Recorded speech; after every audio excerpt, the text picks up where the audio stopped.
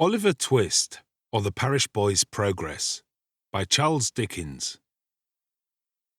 Chapter 49. Monks and Mr. Brownlow at length meet, their conversation and the intelligence that interrupts it. The twilight was beginning to close in when Mr. Brownlow alighted from a hackney coach at his own door and knocked softly. The door being opened, a sturdy man got out of the coach and stationed himself on one side of the steps, while another man, who had been seated on the box, dismounted too and stood upon the other side. At a sign from Mr. Brownlow, they helped out a third man, and taking him between them, hurried him into the house. This man was Monks. They walked in the same manner up the stairs without speaking, and Mr. Brownlow, preceding them, led the way into a back room. At the door of this apartment, Monks, who had ascended with evident reluctance, stopped. The two men looked at the old gentleman as if for instructions. "He knows the alternative," said Mr. Brownlow. "If he hesitates or moves a finger but as you bid him, drag him into the street, call for the aid of the police, and impeach him as a felon in my name." "How dare you say this of me?" asked Monks. "How dare you urge me to it, young man?" replied Mr. Brownlow, confronting him with a steady look. "Are you mad enough to leave this house? Unhand him. There, sir, you are free to go, and we to follow. But I warn you by all I hold most solemn and most sacred, that instant will have you apprehended on a charge of fraud and robbery. I am resolute and immovable. If you are determined to be the same, your blood be upon your own head." "By what authority am I kidnapped in the street and brought here by these dogs?" asked Monks, looking from one to the other of the men who stood beside him. "By mine," replied Mr. Brownlow. "Those persons are indemnified by me. If you complain of being deprived of your liberty, you had power and opportunity to retrieve it as you came along, but you deemed it advisable to remain quiet. I say again, throw yourself for protection on the law. I will appeal to the law too. But when you have gone too far to recede, do not sue to me for leniency when the power will have passed into other hands. And do not say I plunged you down the gulf into which you rushed yourself." Monks was plainly disconcerted and alarmed besides. He hesitated. "You will decide quickly," said Mr. Brownlow with perfect firmness and composure. "If you wish me to prefer my charges publicly, and consign you to a punishment the extent of which, although I can with a shudder foresee, I cannot control. Once more I say, for you know the way. If not, and you appeal to my forbearance, and the mercy of those you have deeply injured, seat yourself without a word in that chair. It has waited for you for 2 whole days." Monks muttered some unintelligible words, but wavered still. "You will be prompt," said Mr. Brownlow.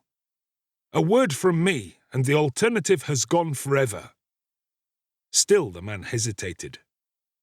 "I have not the inclination to parley," said Mr. Brownlow, "and as I advocate the dearest interests of others, I have not the right." "Is there," demanded Monks with a faltering tongue, "is there no middle course?" "None." Monks looked at the old gentleman with an anxious eye, but reading in his countenance nothing but severity and determination, walked into the room, and shrugging his shoulders, sat down. "Lock the door on the outside," said Mr. Brownlow to the attendants, "and come when I ring." The men obeyed, and the two were left alone together. "This is pretty treatment, sir," said Monks, throwing down his hat and cloak, "from my father's oldest friend." "It is because I was your father's oldest friend, young man," returned Mr. Brownlow.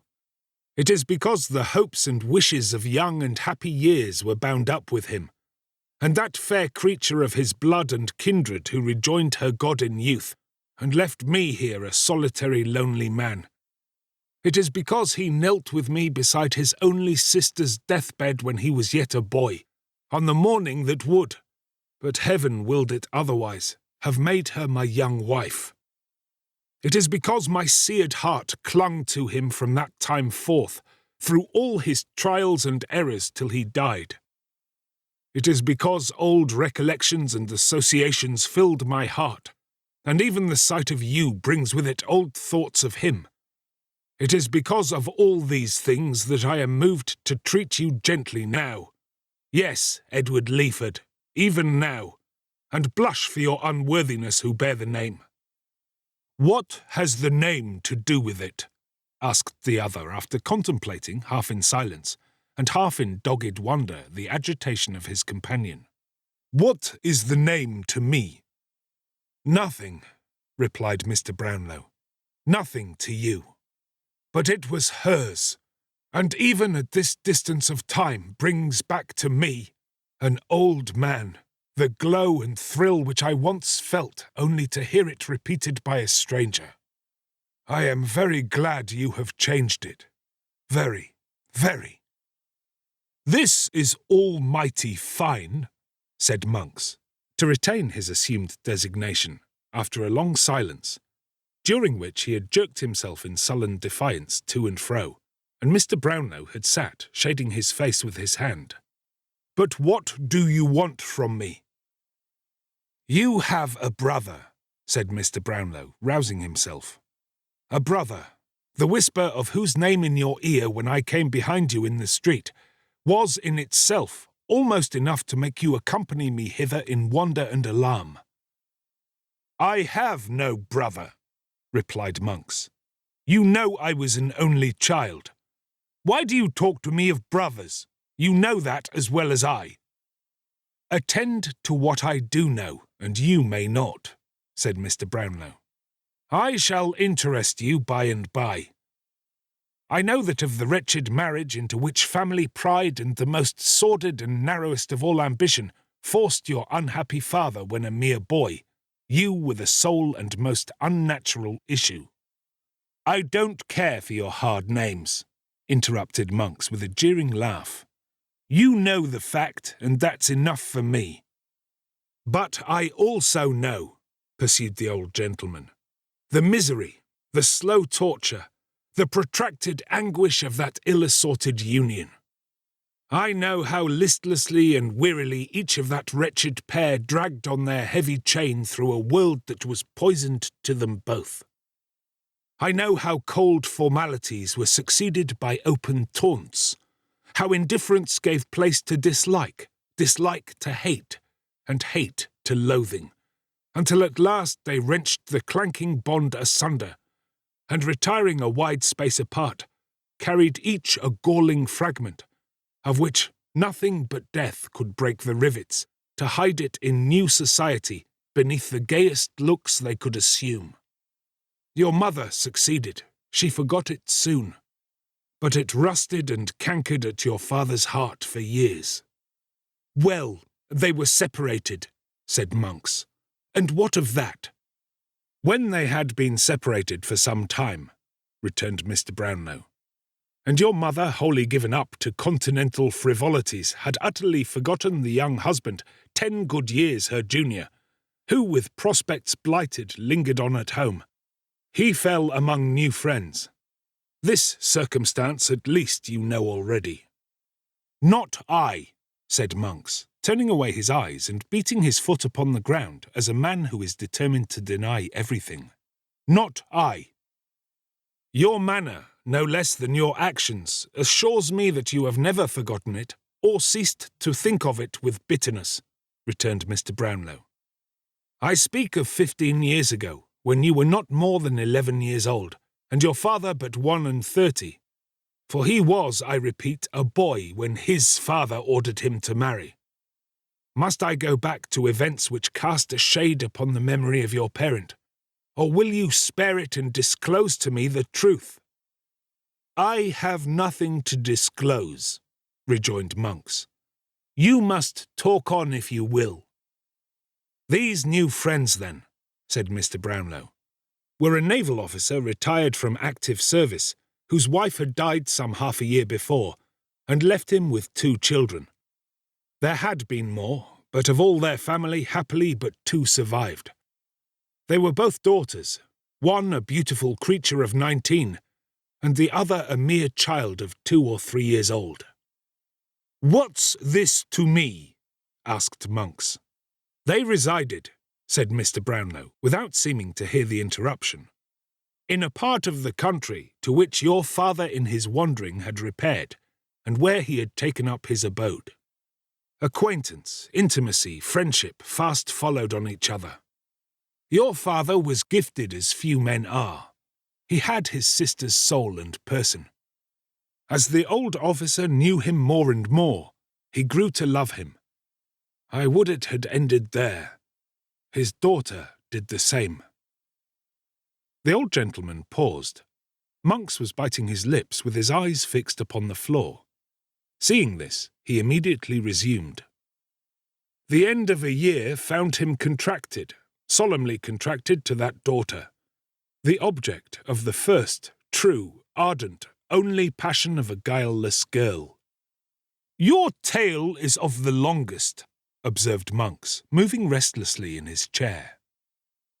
"It is a true tale of grief and trial and sorrow, young man," returned Mr. Brownlow, "and such tales usually are. If it were one of unmixed joy and happiness, it would be very brief. At length, one of those rich relations to strengthen whose interest and importance your father had been sacrificed, as others are often, it is no uncommon case, died, and to repair the misery he had been instrumental in occasioning, left him his panacea for all griefs, money. It was necessary that he should immediately repair to Rome, whither this man had sped for health, and where he had died, leaving his affairs in great confusion. He went, was seized with mortal illness there, was followed the moment the intelligence reached Paris by your mother, who carried you with her. He died the day after her arrival, leaving no will,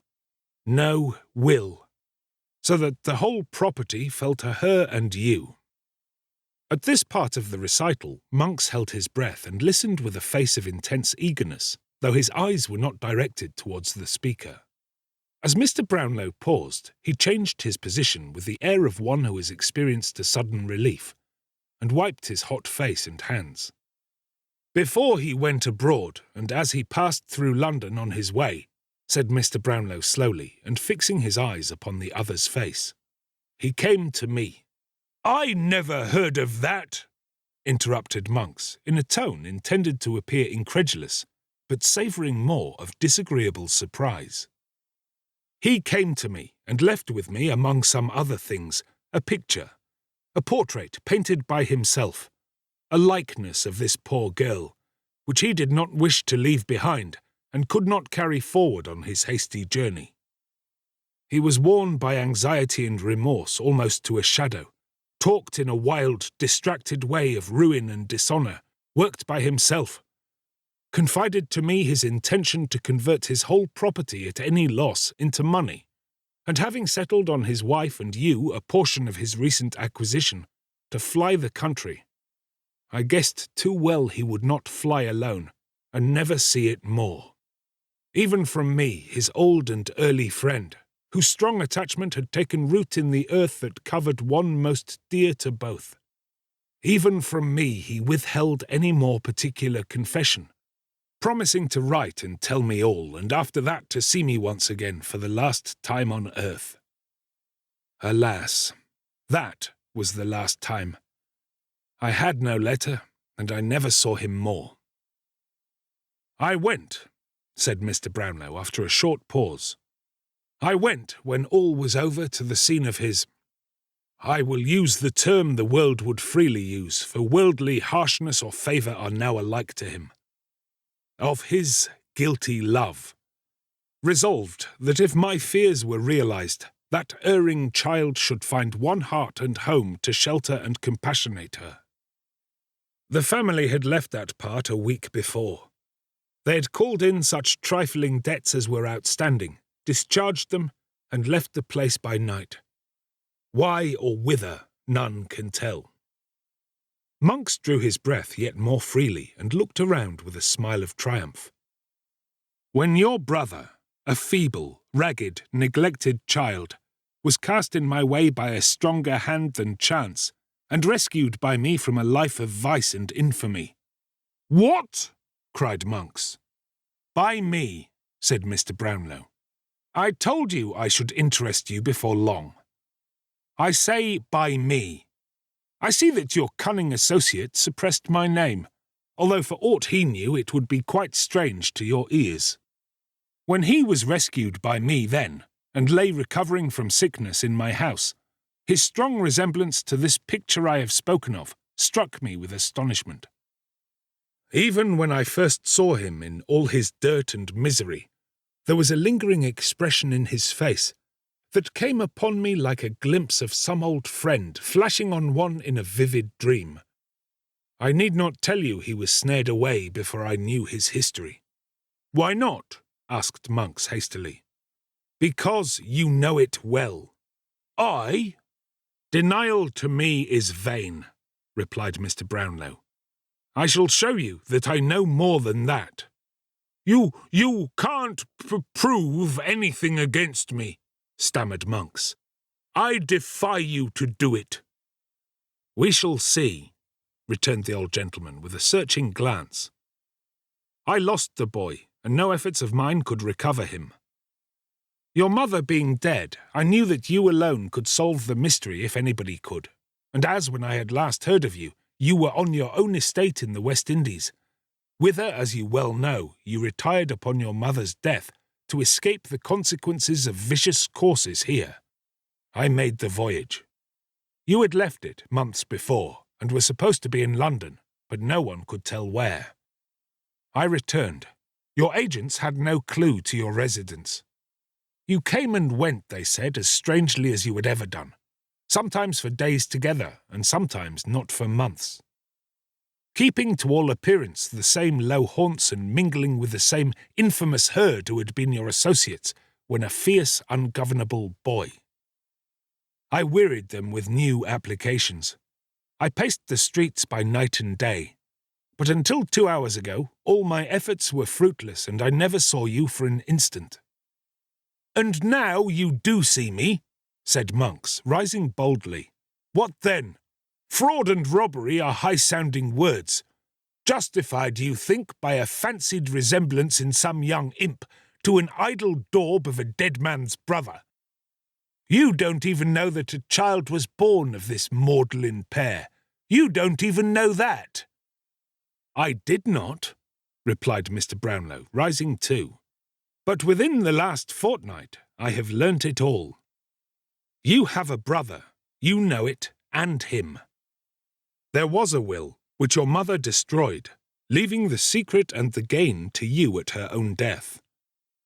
It contained a reference to some child likely to be the result of this sad connection, which child was born, and accidentally encountered by you when your suspicions were first awakened by his resemblance to your father. You repaired to the place of his birth. There existed proofs long suppressed, of his birth and parentage. Those proofs were destroyed by you, and now, in your own words to your accomplice the Jew, the only proofs of the boy's identity lie at the bottom of the river, and the old hag that received them from the mother is rotting in her coffin. Unworthy son, coward, liar! You who hold your councils with thieves and murderers in dark rooms at night! You, whose plots and wiles have brought a violent death upon the head of one worth millions such as you!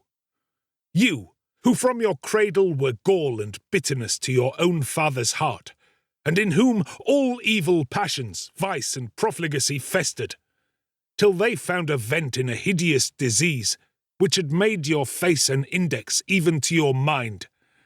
You, Edward Leaford, do you still brave me?" No, returned the coward, overwhelmed by these accumulated charges. "Every word," cried the gentleman, Every word that has passed between you and this detested villain is known to me. Shadows on the wall have caught your whispers and brought them to my ear. The sight of the persecuted child has turned vice itself, and given it the courage and almost the attributes of virtue. Murder has been done, to which you were morally, if not really, a party. No, no, interposed Monks. I knew nothing of that. I was going to inquire the truth of the story when you overtook me. I didn't know the cause. I thought it was a common quarrel. It was the partial disclosure of your secrets, replied Mr. Brownlow. Will you disclose the whole? Yes, I will. Set your hand to a statement of truth and facts and repeat it before witnesses. That I promise too. Remain quietly here until such a document is drawn up, and proceed with me to such a place as I may deem most advisable for the purpose of attesting it. If you insist upon that, I'll do that also, replied Monks. You must do more than that, said Mr. Brownlow. Make restitution to an innocent and unoffending child. For such he is, although the offspring of a guilty and most miserable love. You have not forgotten the provisions of the will. Carry them into execution so far as your brother is concerned, and then go where you please. In this world, you need meet no more. While Monks was pacing up and down, meditating with dark and evil looks on this proposal and the possibilities of evading it, torn by his fears on the one hand and his hatred on the other, the door was hurriedly unlocked, and a gentleman, Mr. Losberne, entered the room in violent agitation. "The man will be taken," he cried. "He will be taken tonight." "The murderer?" asked Mr. Brownlow. Yes, replied the other. "His dog has been seen lurking about some old haunt, and there seems little doubt that his master either is or will be there under cover of the darkness. Spies are hovering about in every direction. I have spoken to the men who are charged with his capture, and they tell me he cannot escape. A reward of £100 is proclaimed by government tonight." "I will give 50 more," said Mr. Brownlow, "and proclaim it with my own lips upon the spot if I can reach it. Where is Mr. Maylie?" "Harry. As soon as he had seen your friend here safe in a coach with you, he hurried off to where he heard this," replied the doctor, "and mounting his horse, sallied forth to join the first party at some place in the outskirts, agreed upon between them." "Fagin," said Mr. Brownlow. "What of him?" "When I last heard, he had not been taken. But he will be, or is by this time. They're sure of him." "Have you made up your mind?" asked Mr. Brownlow in a low voice of Monks.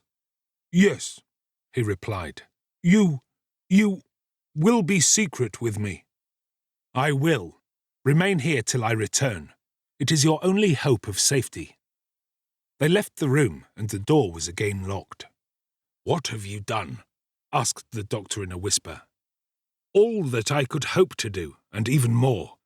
Coupling the poor girl's intelligence with my previous knowledge, and the result of our good friend's inquiries on the spot, I left him no loophole of escape, and laid bare the whole villainy by which these lights became plain as day. Write and appoint the evening after tomorrow at 7 for the meeting.